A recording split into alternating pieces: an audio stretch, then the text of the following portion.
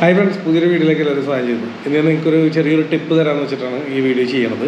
ഇത് കഴിഞ്ഞ ദിവസം എൻ്റെ ഒരു ഫ്രണ്ടിനുണ്ടായിരുന്നൊരു അനുഭവമാണ്. അവനിങ്ങനെ എന്നോട് ഷെയർ ചെയ്തപ്പോൾ ഞാൻ ആലോചിച്ചപ്പോൾ എനിക്ക് കിട്ടിയൊരു ആൻസർ, ഇതിലും ബെറ്റർ ചിലപ്പോൾ നിങ്ങൾക്ക് കിട്ടിയേക്കാം, എന്നാലും ഞാൻ ഈ ഒരു കിട്ടിയൊരു ആൻസർ ഞാൻ പറഞ്ഞത്.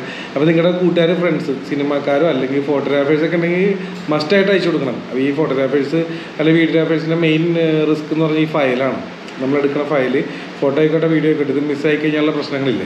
അപ്പോൾ കഴിഞ്ഞ ദിവസം എൻ്റെ ഒരു കൂട്ടുകാരനുണ്ടായിരുന്ന ഒരു അനുഭവം എന്ന് വെച്ചാൽ അവനും ഫോട്ടോഗ്രാഫറുണ്ട്. അവനൊരു സിസ്റ്റം നന്നാക്കുന്ന സ്ഥലത്ത് ചെന്നപ്പോഴത്തേക്കും അവന് 2-3 മാസം മുന്നേ അവൻ്റെ ഹാർഡ് ഡിസ്ക് അടിച്ചു പോയി. അപ്പോൾ അടിച്ചു പോയപ്പോൾ അവിടെ ചെന്നപ്പോൾ അദ്ദേഹം പറഞ്ഞ് തന്നെ ഹാർഡ് ഡിസ്ക് കംപ്ലൈൻ്റ് ആണ് കേട്ടോ, ഫോട്ടോഗ്രാഫറല്ലേ, എന്തെങ്കിലും ഫയൽസ് അതിനകത്ത് ഉണ്ടാവില്ല, റിക്കവർ ചെയ്തിട്ടുണ്ടെങ്കിൽ ഞങ്ങൾ വില കുറച്ച് ചെയ്തു തരാമെന്ന് പറഞ്ഞു.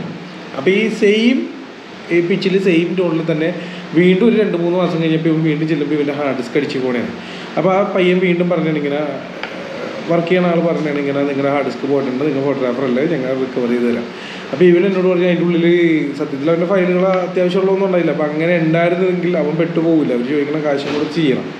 അപ്പോൾ ഇത് അവനെന്തോ ഒരു സംശയം കൊണ്ട് എന്നോട് ഇങ്ങനെ ഷെയർ ചെയ്തതാണ്, അത് വേറെ എന്തോ ഒരു ഓപ്ഷൻ എന്ന് വെച്ചാൽ. അപ്പോൾ ഞാൻ പറഞ്ഞ് നമ്മളെല്ലാവരും എക്സ്റ്റേണൽ ഹാർഡ് ഡിസ്ക് അല്ലാണ്ട് യൂസ് ചെയ്യണമെന്നില്ല. പിന്നെ തൊട്ട് ഇനി നമ്മുടെ സിസ്റ്റത്തിൽ അല്ലെങ്കിൽ ലാപ്ടോപ്പിൽ നമ്മുടെ ഫയലുകളൊന്നും സേവ് ചെയ്യേണ്ട, എല്ലാം എക്സ്റ്റേണൽ ഹാർഡ് ഡിസ്ക് ഒരു 2-3 മേടിച്ചിട്ട് അതിനകത്ത് സെയിം കോപ്പി 2 മിനിമം വെക്കാറുണ്ട്, 2 എന്തായാലും അതിൽ കോപ്പി ചെയ്ത് വെക്കുക.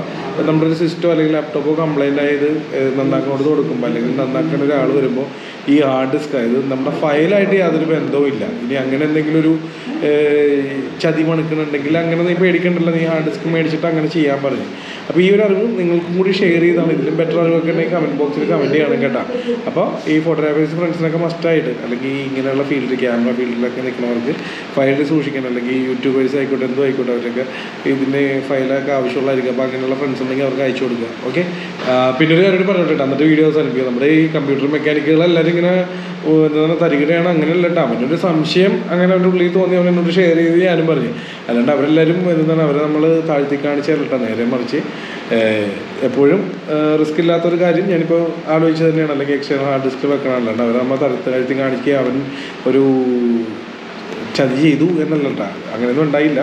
എനിക്കൊരു സംശയം തോന്നിയാൽ ഷെയർ ചെയ്തു, അതിനൊരു ഓപ്ഷൻ കണ്ടു, അത്രേ ഉള്ളൂ. പിന്നെ നമ്മുടെ ചാനലിൽ ആദ്യമായിട്ടാണ് ഇങ്ങനെ വീഡിയോ ആണെങ്കിൽ ഇപ്പോൾ തന്നെ ഫോളോ ചെയ്തേക്കാം. അപ്പോൾ നെക്സ്റ്റ് വീഡിയോ കാണാം. Thank you, by.